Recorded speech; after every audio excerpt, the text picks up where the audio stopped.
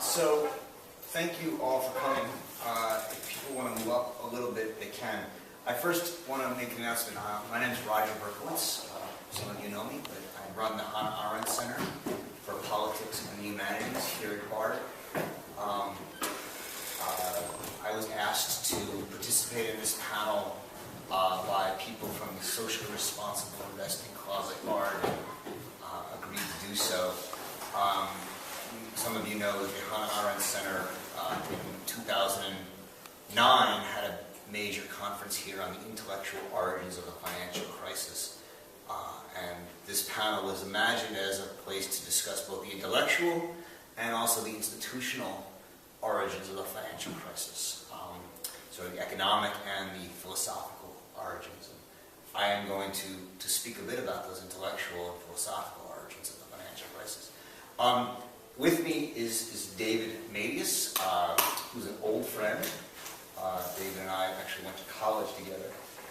He's also on the board of the Hannah Arendt Center, and has been one of our most helpful and thoughtful board members. He's also an incredibly experienced discussant and practitioner of economic theory and economic practice. He has worked in some of the most important and largest financial and economic firms in the country. He'll tell you more about that, but one of his clients, one of his more infamous clients, can I say, was Bernie Madoff.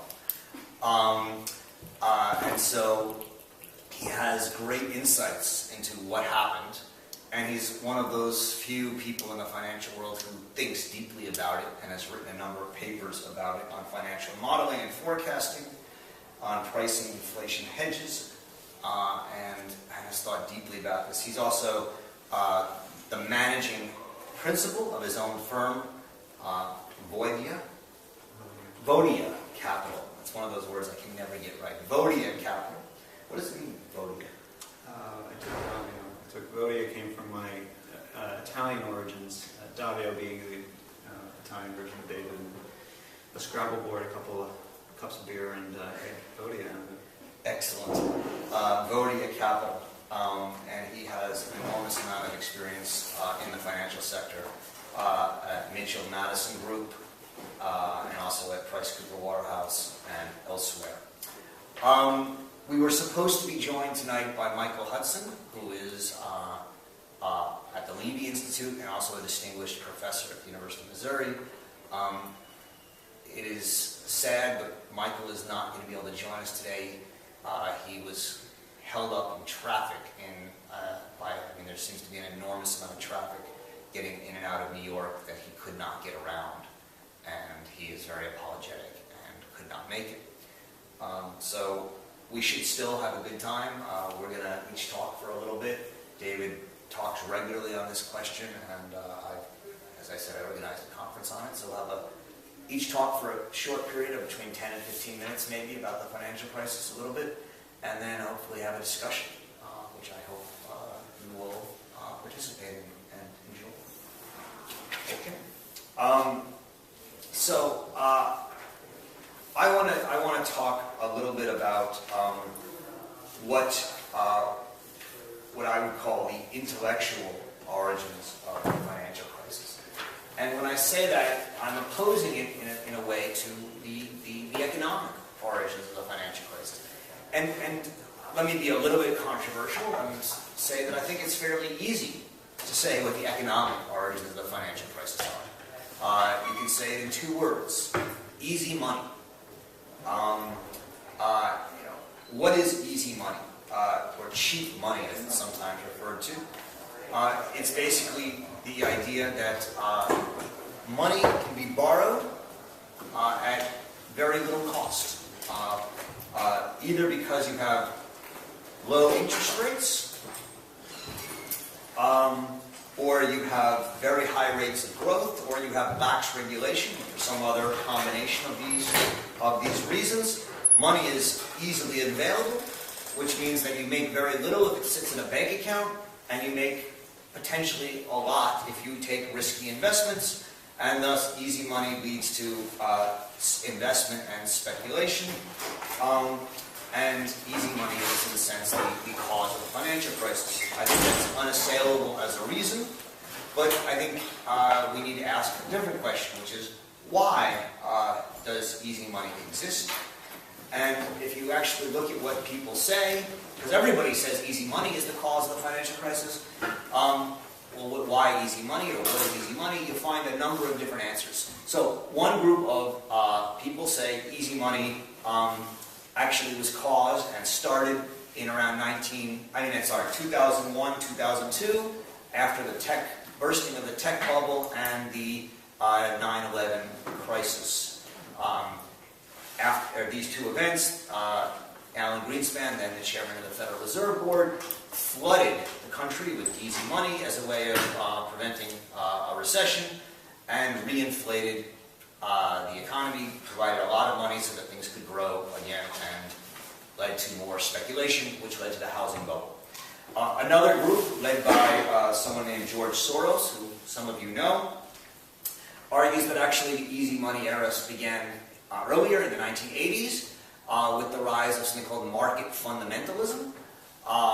The idea that we should get rid of government regulations and let the markets govern, and that this led to a kind of regulation-free financial innovation, which led to increased speculation and more easy money. Another more intellectual kind of group argues that actually easy money has its roots not then 1980s, but in 1971 with the end of the gold standard. Namely that once we don't have a fixed rate at which gold can be translated into paper money, the amount of the money supply, the amount of money in circulation in the economy can grow astronomically and without limit, and this leads to tendencies towards easy money.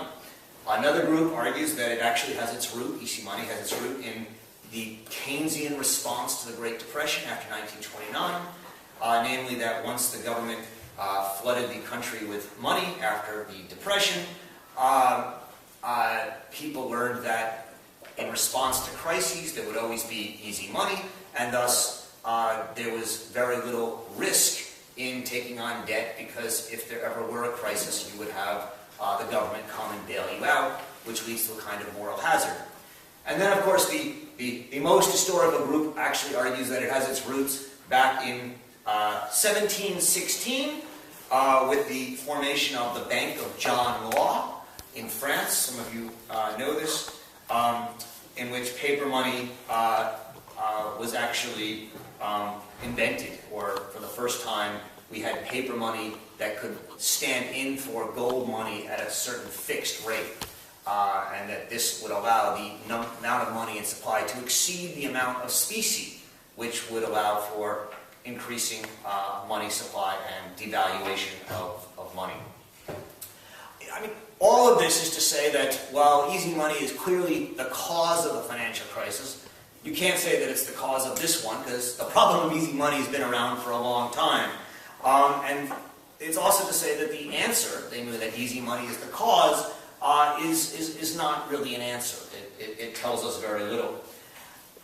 It's actually quite helpful to realize or to think about the fact that someone named John Stuart Mill, who many of you read as a political thinker, wrote a paper called Paper Currency and Commercial Distress, in which John Stuart Mill argues that cheap money will inevitably appear in capitalism and cause speculative frenzies.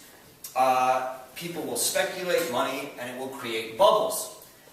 Now, Mill writes this paper in order to argue in defense of paper money, right, against the critics, because he was arguing at a time in which people were saying we should go back on the gold standard. Paper money leads to bubbles and crises. And Mill said, yes, it does, but it's inevitable. And in capitalism, you're going to have boom and bust cycles. It's just part of the system, and you shouldn't really worry about it. And this is, I think, to me, the most common argument that smart commentators have made in response to the financial crisis. Namely, look, it's a crisis. We have had tons of crises over the last 300 years of capitalism, and even more throughout history.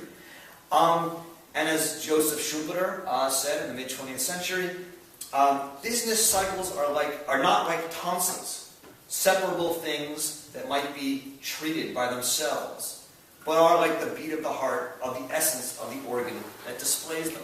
Namely, you're going to always have crises. Get over it. And it's just normal to have a financial crisis. Why are you guys all so upset about it? And what I wanted to say is that this smart response, right? It's sort of looking past the oh my God and sort of looking beyond the conventional wisdom and saying, look, it's just part of it, right? And I think it is a smart response. Runs the danger of normalizing what should be seen as extraordinary. Namely, here you have an enormous, extraordinary financial crisis. One that, if it weren't for the extraordinary, and let me say, there has never been, as far as I know, in the history of the world, a world governmental response to the financial crisis of 2008 like the one that we just had. I mean, never has the government so fully and aggressively responded. And never, one might then say, has the danger that the financial crisis posed to the world been so great as it was in 2008. Maybe people would disagree, but it seems to me that that's a fairly, you can make that argument pretty at least arguably, and I would make it. And I think it's actually important not to normalize this, not to say it's just another part of the business cycle. And to actually say we need to think about it. We need to not just ignore it, but actually consider and think about it. And in an effort to do that, I think it's sometimes helpful to appeal to someone like, not an economist, and in my case, someone like Hannah Arendt. I think Hannah Arendt is a very helpful guide here, even though she doesn't talk much about financial crises. But she does talk about one. And in her book, The Origins of Totalitarianism, Arendt says that imperialism, which she argues is one of the main roots or origins of totalitarianism, has its root, quote, in business speculation. Right? So, imperialism, this political movement of infinite growth, of world domination, of totalitarian, of the desire to govern without limits of nation-states the world, has its roots in business speculation. Why is that? Well, her answer is that in business, in capitalist business, there are no limits to speculation and growth. Right? You can always earn more. You can always make more. And in fact, the point of capitalism is to amass as much as you can. And she says, for better or worse, that's what capitalism is, and in the realm of economics, we shouldn't question it. But what she says is, in the realm of politics, the point of politics is to set limits. Well, what are some of the basic limits? One is nation-states. And so we say that we live in the United States of America. But what happens when, in the name of profits, corporations become not corporations of the United States of America, but global corporations that have business all over the world, that have their headquarters in tax havens, that don't identify with being a member of a country. They grow bigger and bigger into these large, stateless, global octopus-like organizations, and they lose any kind of a limited, coherent sense that might provide allow them to be regulated.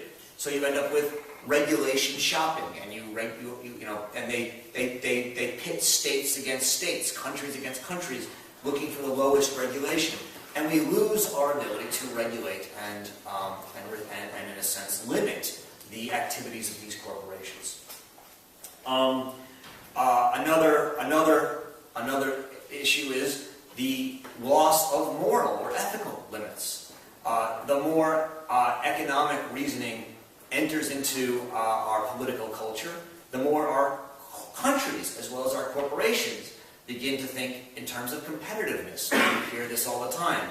You know, our last president claimed to be a CEO president, and I don't think, you know, people were upset with him for many things, but in this sense, this is one of the reasons he got elected. And there's a reason that people like Mike Bloomberg and others, left and right, we have a fascination with economic presidents because we think they actually will lead to the increased competitiveness of our countries. And we're looking for people who can, you know, in a sense, support that competitiveness, which means, to a certain degree, being willing to overlook certain kind of ethical limits as well. This is in many ways rooted in the work of the German social theorist, actually economic theorist, social economic theorist, Max Weber. And just to give you a quick reminder, you know, Max Weber, who wrote his book on the Protestant ethic and the spirit of capitalism, starts off with a very basic question and problem, and it is simple, which is capitalism is irrational, right? Why is it irrational? Because the basic human nature, Weber says, is you work to get enough money so you can have a good time and you can live well. No one, purely on a human nature basis, works and works and works when they don't need the money.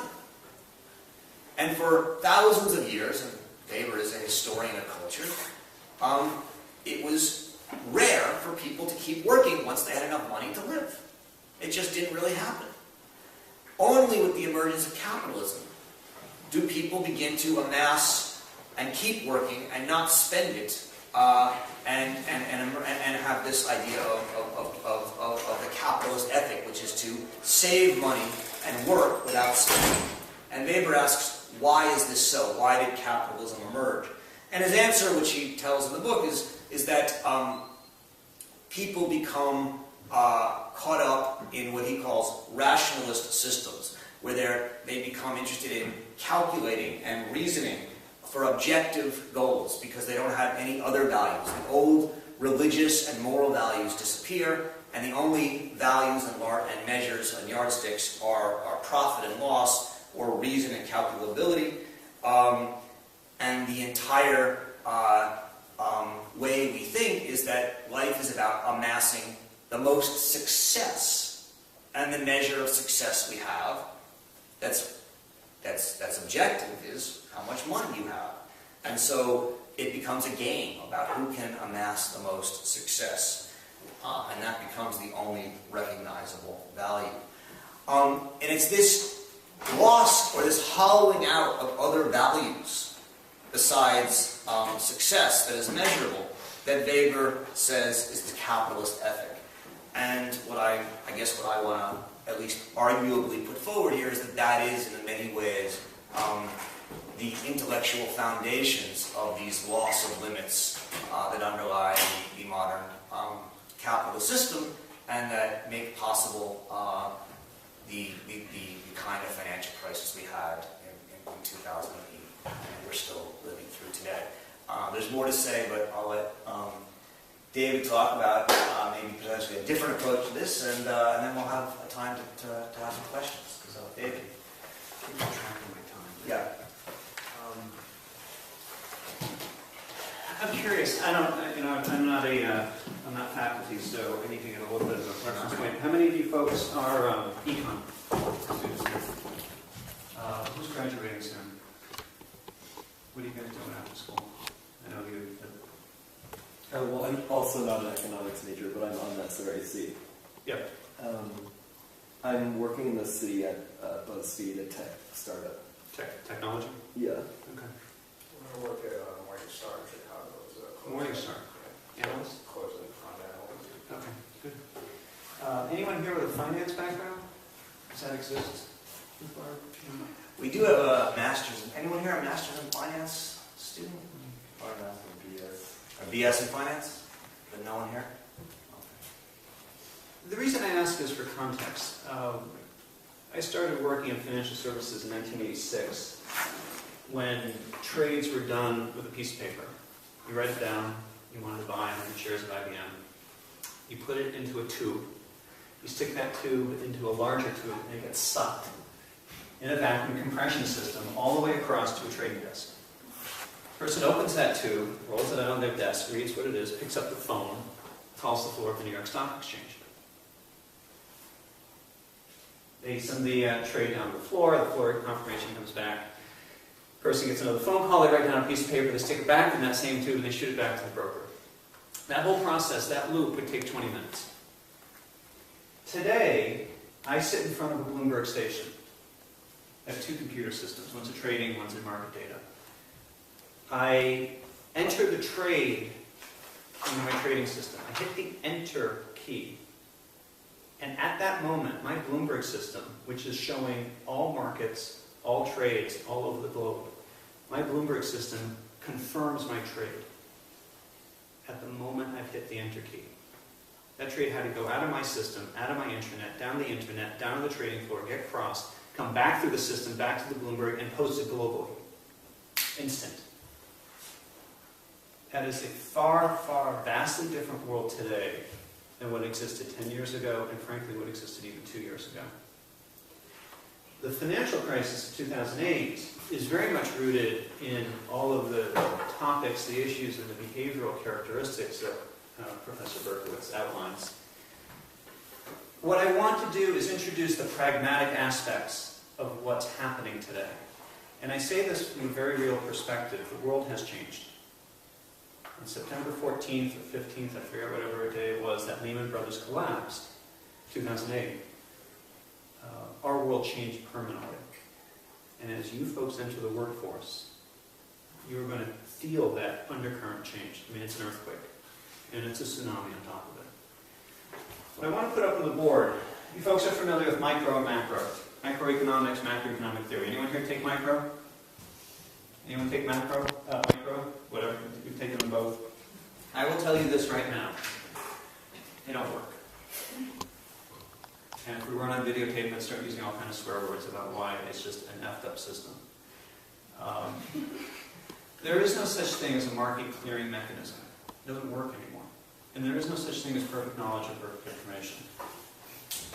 And I'll show you why. It's very simple. There are three things I want to outline. First is VIX. Anyone familiar with it? Heard of it? Can you tell me? It's a volatility index. Right, volatility index, exactly. The second I want to talk about is S&P. You're going to Morningstar. Standard & Poor's, not the S&P 500, the index. I'm talking about the company. Standard & Poor's. S&P rates all debt. Folks familiar with them? Okay. Goldman Sachs, what are they rated? Anyone know offhand? They have about an A+, AA- rating. Okay. That's pretty darn good. That means the probability of default on Goldman debt is 1 in, 10,000-ish, based on that rating. The rating on U.S. government treasury debt is AAA. What's the probability of default on AAA debt? Yeah, big donut. 0. Okay. Enron, folks remember them? Heard about them? They were rated, AA-. 4 days before they defaulted on their debt. Then they were downgraded to BBB. Then they were downgraded to junk. 2 days before the default. The last thing I want to talk about is Fannie Mae. Anyone familiar with them? The Federal National Mortgage Association. This is the leverage. This is the leverage issue that we talk about. This is the free money. Fannie Mae fueled the real estate boom by very simply buying any mortgage that any Tom, Dick, and Harry could originate. You didn't have to know your ass from your elbow to originate, to loan money to someone. As long as you could check the box, and there are about 20 boxes to check. Does the person have a pulse? Do they have a name? Do you have a social security number? Does their dog have a social security number? Does the house exist? Do you think the house exists? Do you have a picture of the house? Okay, that's fine. We'll take that. Fannie Mae is a quasi-government institution. It's not actually, and this is pre-2008. and then post-2008. Fannie was a government-backed, quote-backed institution, meaning that the government allowed them to operate under loose regulations, but the debt was in fact not technically backed by the U.S. government. Their capital margin was very thin, and Congress allowed that to occur, meaning that while a bank such as Citigroup or JP Morgan needed to maintain a Tier 1 capital ratio of, say, 8%, I'm making that up, I don't know the exact number, Fannie was allowed to maintain 4%. You start to do the math, that means they can double their leverage. They literally create twice the amount of money in the marketplace to buy these mortgages. Oh, and by the way, their balance sheet is not measured in millions or billions, but in trillions. So you start to leverage up that kind of money. And they literally owned half the U.S. real estate market. I think it was actually 2/3 between Fannie and Freddie. Freddie was the other institution. So here's the conundrum.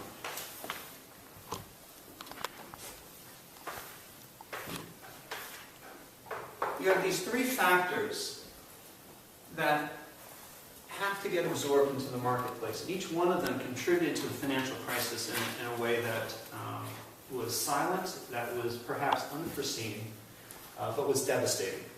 And so Professor Berkowitz really outlines the tendencies that got us there in the first place. Someone had to light that match. The gasoline was already present. These are the matches, all three of them. And oh, by the way, it turned out to be a stick of dynamite. The VIX is an interesting thing. It actually comes from the Black-Scholes option pricing formula. Anyone familiar with derivative pricing models? You will be.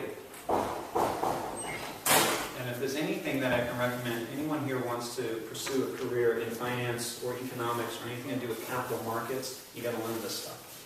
Because unfortunately, this is the math that the market's operating today.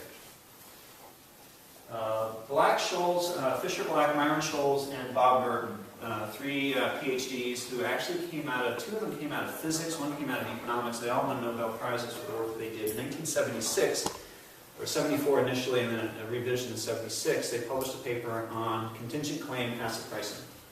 Basically, if I promise to buy something from you in the future, what is that promise worth? Or more important, is if I need to sell something in the future and I get a promise from someone else to buy it from me if I choose to sell it, what is that promise worth? Also known as insurance. Insurance on the stock market today is traded regularly, 24 hours, around the clock. I can buy insurance in case the market goes up. And I want to get some upside. I can buy insurance if the market goes down. I can buy insurance if the market stays flat. I can buy insurance if the market goes up tomorrow, down the day after, stays flat for 3 weeks, and then tanks. Iron Condor or something along those lines. I don't even know how those strategies work anymore. The fellows who developed the math behind this, it's really interesting. It actually came out of chemistry. And it came out of chemistry and something called geometric Brownian motion. Anyone here math or econometrics? Yeah. Well, I know what Brownian motion is. Okay. So it's not arithmetic compounding, it's not exponential compounding, we're doing geometric compounding. So you've got basically something that allows to grow like interest rates. Okay. What they figured out is that heat coming out of a test tube dissipates at a steady rate, known as your drift, with a stochastic element to it, a random event, an unknown. Right? They use that model to describe the movement of stocks. And then from there developed a dynamic hedging strategy to actually hedge that promise on stocks, that insurance we're talking about. Came up with something called the Black-Scholes option pricing model. It was revolutionary. And at the time you needed a mainframe computer to run it. Today, you can run Black-Scholes on your iPhone. And anyone armed with Excel can price out a derivative. Here's the interesting thing. VIX was a measure. So VIX is an index. And the underlying is the S&P 500, or the SPX, and it's actually futures on the S&P 500, so there's a slight difference there. Not really relevant for the discussion. VIX is typically measured as an annual standard deviation, square root of variance, and typically ranges anywhere from 10 to 25, and that's in points. But think of it as a 10% standard annual deviation, or up to 25. That's a pretty broad range. You go to 10 to 20, you got to double. You go to 10 to 25, you have to double and then add some. And in a normal market environment, it's a fairly interesting asymmetrical relationship. As the stock market goes up, the VIX goes down. As the stock market comes down, the VIX goes up. Why would that happen? This is insurance. This is the cost of insurance on something that is supposed to be drifting upwards. Why would it only spike when the market is going down? Because in theory, this is a measure of volatility. Volatility is direction agnostic. You have volatility on the upside, you have volatility on the downside. Why would volatility be asymmetrical in this environment? Any thoughts?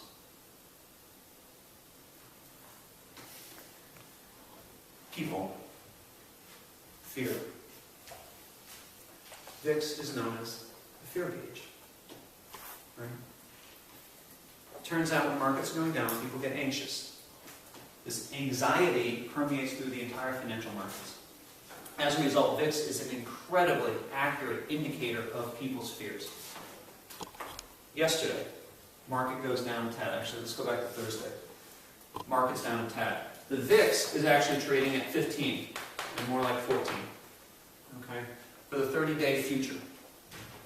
Everyone's happy. Market's doing great. I'm going to be making money. Hallelujah. Well, if you go out the 6-month VIX right now, so I look at the future on the future. This is the third, derivative on derivative on a derivative. It actually trades at 25. Institutional traders right now, at this moment, are saying, look, whatever the market is doing right now is a farce.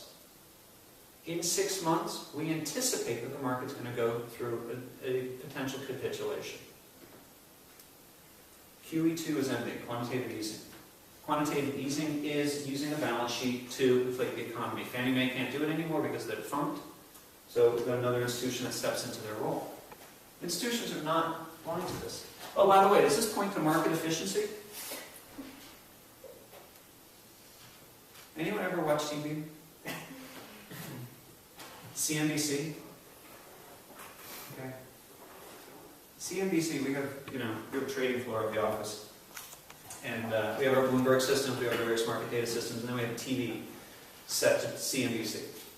The volume is turned off. Everything that they put on that screen, I want to know about. Because that tells me exactly what I don't want to do. Anyone watch was it The Daily Show with Jon Stewart? Yeah, his joke. How do you make $1 million in the stock market? Start with $10 million and listen to CNBC. It's interesting if you watch the VIX over the financial crisis and during the course of it, and this is what the problem was. During 2008, the VIX, actually, so we go back to 2007, the VIX was actually trading at 10 to 11. It was rock bottom. It really had never been that low. Even if you do backdating, back testing on VIX and calculate it. VIX only came out about 4 or 5 years ago, maybe 6. Go back, you really can't find levels below that. 2007, VIX starts to escalate. 2007 was the subprime crisis. That's when CDOs started to fail, collateralized debt obligations. Those are derivatives on mortgages. Bear Stearns starts to fail. Bear Stearns has the alpha fund blow. In 2008, you start to have some really bad things happen. Lehman fails in September. The VIX goes to 80. End of day. Intraday, the VIX goes to 100. Using statistics and econometrics, micro or macro, I don't care what, VIX should never go to 100. This infers that we are seeing a 1 in a 1,000-year event. And then guess what happens? The market, the S&P, moves intraday by 10% on one day. Intraday movements on the S&P rarely ever go above 1. One you can get. 2 is a stretch. 3, 4, 5. 5 is, bad. 10, I want to vomit at that point. And we had days when we literally, I was just like, holy shit, what the hell is going on? Okay, this didn't happen once, it happened 10 times. We had 10 days, intraday movement of 10% on the S&P 500 in a 6-month period. That cannot happen under any classical theory of markets, market equilibrium, perfect information, historical volatilities, indicators of future volatility. No way, never. So what we had between the fall of 2008 and March of 2009 was a market that was reacting in a manner in which no one ever anticipated. That was problem number 1. Okay. Problem 2 is Standard & Poor's. Standard & Poor's and their rating agency assigned a AAA rating to a whole series of instruments that came out of the mortgage market. These were collateralized debt obligations and CDOs squared, so CDOs on CDOs. The problem is this: these AAA instruments were used by pension funds, by banks, and firms like AIG to shore up their balance sheet, to serve as collateral that they could use to lend money against. Well, as a AAA, they're supposed to never default. Well, guess what happened? They defaulted. Not only did they default, you basically got 20 cents on the dollar for that entire asset class. That literally wiped out 1,000 banks. Right there. Boom, gone. Oh, and by the way, it brought down AIG. They had taken $80 billion of cash collateral. So this is money, this is cash that they're supposed to give back to their customers in a month or 2. And they put it all into CDOs. They now have 20 cents on the dollar. They had a $60 billion, not doing the math right, but they had an enormous shortfall. And that's where the government steps in. The government, unfortunately, is the last of the my triumvirate of issues and problems and mannerisms in which finance today was never anticipated by the theory that we've been using. Very quickly, Hank Paulson told Fannie Mae in May of 2008, go raise more capital. They raised that capital. That capital was in the form of common and preferred stock. The buyers of those issues were banks, pension funds again, institutions that were using it because, guess what? The preferreds were rated AAA, and the stock was considered to be the safest stock that you could find. Well, on September 8th, I don't have the dates exactly right, they took over Fannie Mae. Paulson came on TV. He said the common stock is never going to pay a dividend until we can shore up the company. And the preferred will never pay a dividend until we can shore up the company. That will never happen. So those securities went to values of around $25 a share, all the way down to $1. A week later, it's not a coincidence that Lehman Brothers failed. Lehman was sitting on a lot of this stuff.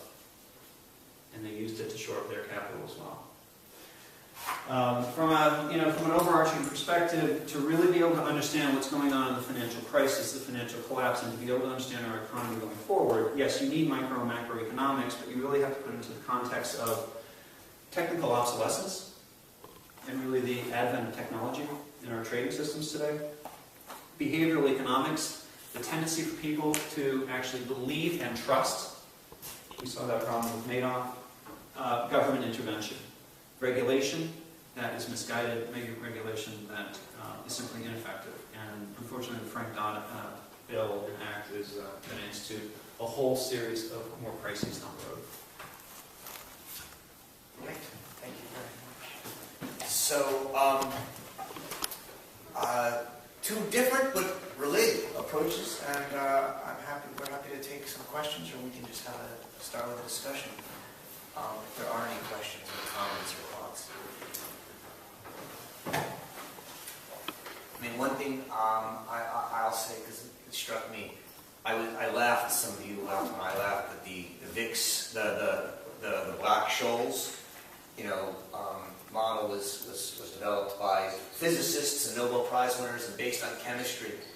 I mean, one of the indicators, I think, of the financial crisis was that you had all of these physicists and brilliant Nobel Prize winning people leaving the world of physics and chemistry and engineering and going to Wall Street. And instead of, inventing new products and designing new fundamental research, figuring out ever more abstract models to sort of make more money, and it has to do with this sense that what I tried to talk about before. Well, if you're really smart, what else should you be doing but making a lot of money, right? That's the capitalist model. That's where the value is, and I don't mean the money value, but that's where your life worth value is. That's sort of the Weberian argument, and I think the Black-Scholes model fits perfectly in that, and it's one of the virtues of a BARD, where we talk about a private university and the public service, where we have a whole civic engagement model is. People will go into business as well, but the idea is to really think a lot about these ethical and civically engaged ideas of business and finance, as well as other things to do, and to place a value on that. It was an illustration. I thought that was a wonderful illustration of one of the things that in the lead up to the financial crisis was just mind-boggling to me. Was all these brilliant physicists and scientists that were ending up on Wall Street with their own hedge funds. There's a great anecdote to that. Long-term capital management is a hedge fund that was started in the early 90s by John Merriweather. And he brought on Merton and Scholes. Fisher Black, unfortunately, has passed away. So two of the Nobel laureates. He had a sum total of 100 people that worked for him. And they were somewhat affiliated with MIT, where I did my grad work, so at the time we were pretty close to these folks. They had 99 people who had PhDs. Math, physics, chemistry, all technical sciences, very few. I don't think there are only a couple of finance PhDs, one MBA at the company. Long-term capital management blew themselves up. They leveraged themselves upwards of 400 to 1. Use the derivatives as a proxy. Their customers were also their backers, the various financial institutions, and Greenspan basically sat everyone down in a room, the CEO of every bank in New York, and said, okay, you created this mess, this company is about to go under, if it goes under, everyone's going to really feel the pain. You solved this. Everyone stayed in the room except one banker, the CEO of Bear Stearns. He got up and left. He said, not mine. The rest of them bailed out long-term capital management. About 12 years later, when Bear Stearns was in trouble and needed help, guess what happened? Everyone said, not my problem. So, goes around, comes around. Great. Speaking to values, though, it's really important to recognize that. Did you have a question? Sorry. More of a comment, but I don't want to interrupt you. Go ahead.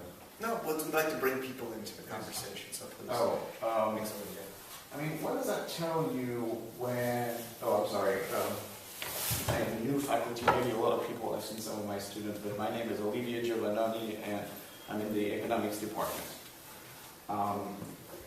what does that tell you when actually you have such a large company called LTCM, which was backed by Nobel Prize winners and plenty of PhDs, who rely all on this chemistry, physics, mathematics, alchemy, maybe for all I know, that failed miserably, and that was 2001, if I'm correct. A little bit earlier. Or 97, maybe. Yeah. What does that tell you when we have the exact same situation that repeats itself in 2008? Doesn't that mean that the regulators didn't do their job? Doesn't that mean that the Black-Scholes formula is deeply flawed? I mean, one usual criticism of this is the constant volatility, for instance, which obviously is not the case for a stock market, and you have huge volatility. Black-Scholes formula does not apply anymore, if it applied before. So, I mean, what does that tell you when you have a system called Wall Street generates so much money, which is based on all of this alchemy that doesn't work? Shouldn't that have been a warning in 2007 or for more regulation? Yeah, I mean, your questions are excellent ones. Go ahead, you go. Geithner just made a decision to exclude currencies and currency swaps from Frank Dodd regulations. And he did so for a very simple reason. To regulate that industry would strip a significant amount of profit from the large banks, one in particular, Goldman Sachs. And I don't mean to knock Goldman one particular way or another. They're extremely ruthlessly efficient at what they do. And if it means getting involved in politics, and sort of putting your CEO at the head of Treasury 3, 4, 5 times, they'll do it. I agree. I don't think that, regulation is effective. I think the regulatory environment is frankly just an organ of the financial services industry today. And your comments on Black-Scholes are very well made.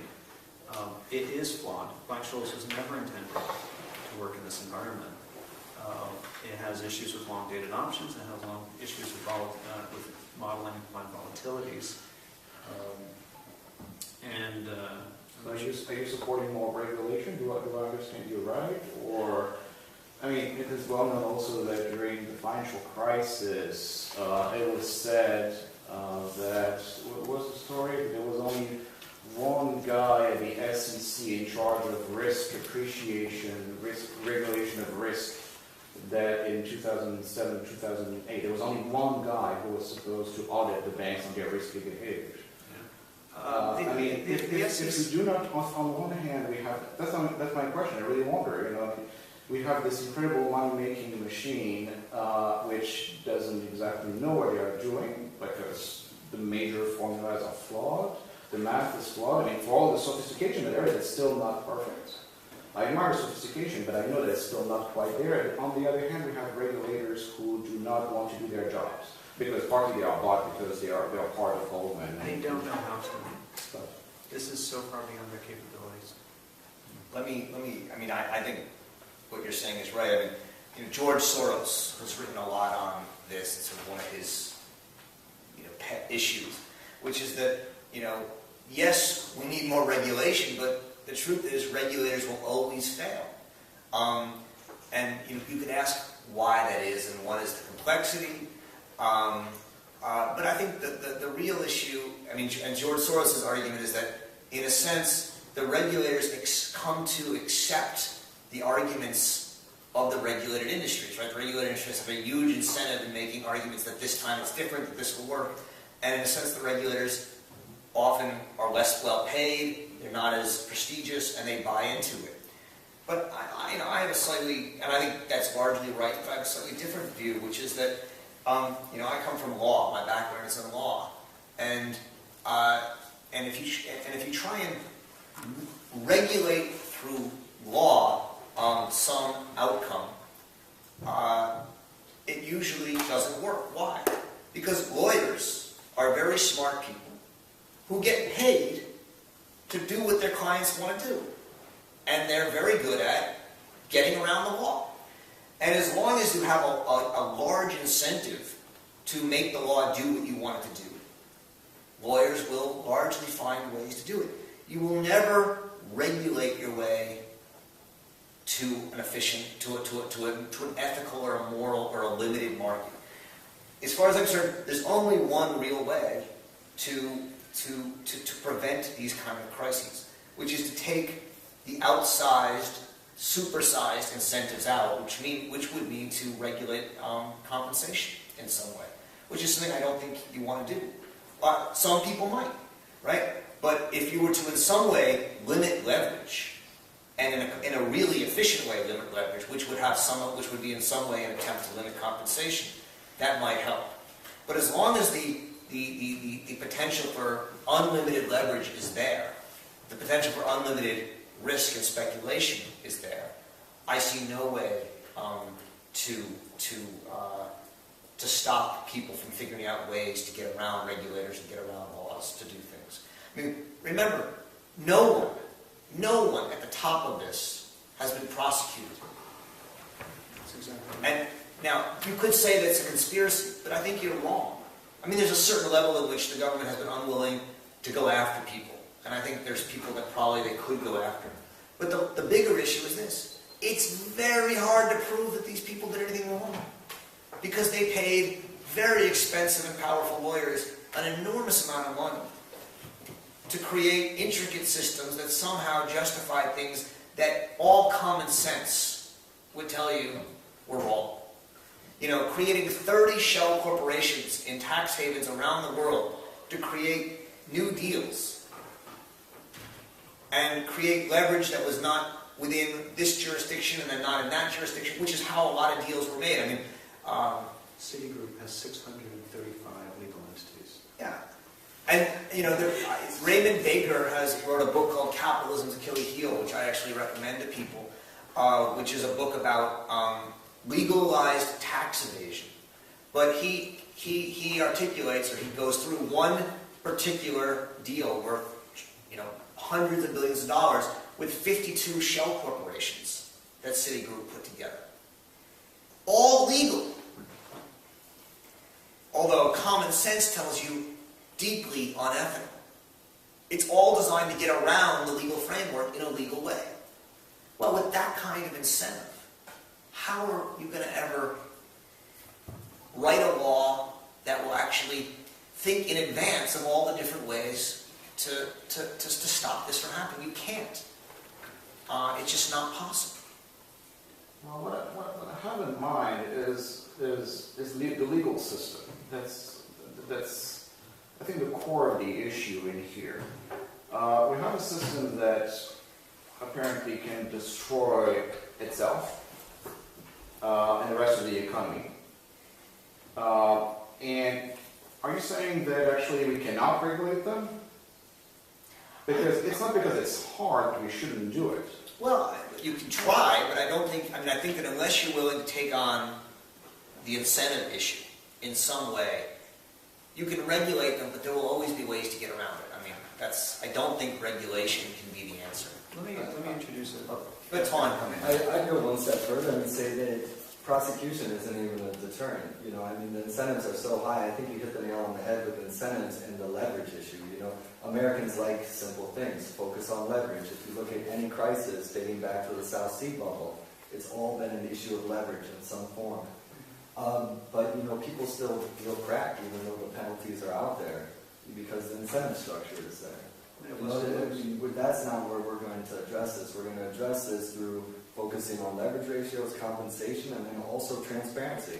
When companies can contribute to political systems and buy Goldman Sachs' way into the lawmaking bodies, then that's not democracy. You know, as long as we have this lobbying system that we can't see into, you're never going to get people behind it. I think this is correct. I mean, I think I didn't make my point clear enough. I think what I believe is that there was always the bubble. I mean, there's no question about this.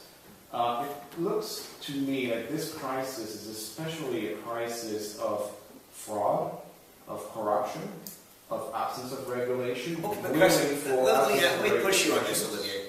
Fraud. Do you mean fraud in a legal sense, or do you mean fraud in a moral sense? Because what's amazing is no prosecutor has found fraud in a legal sense.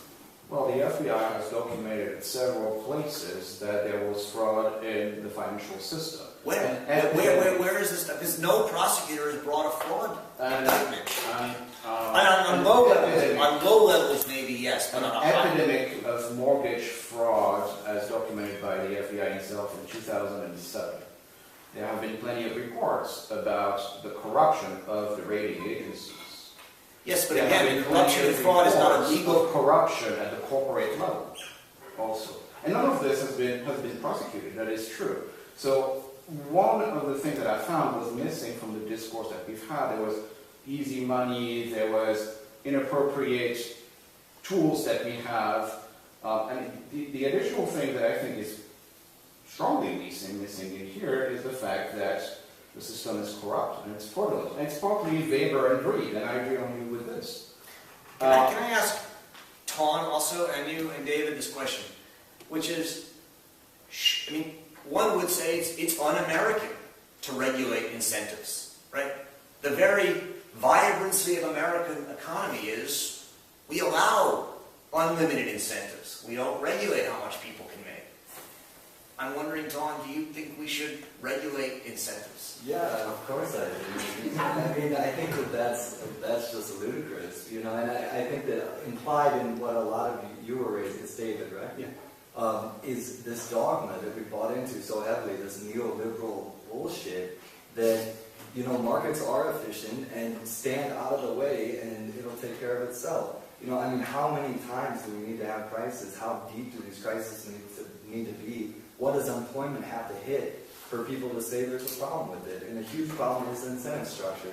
If you keep the CEO of Merrill Lynch from earning $400 million as his buyout, he's not going to go to Europe and earn more.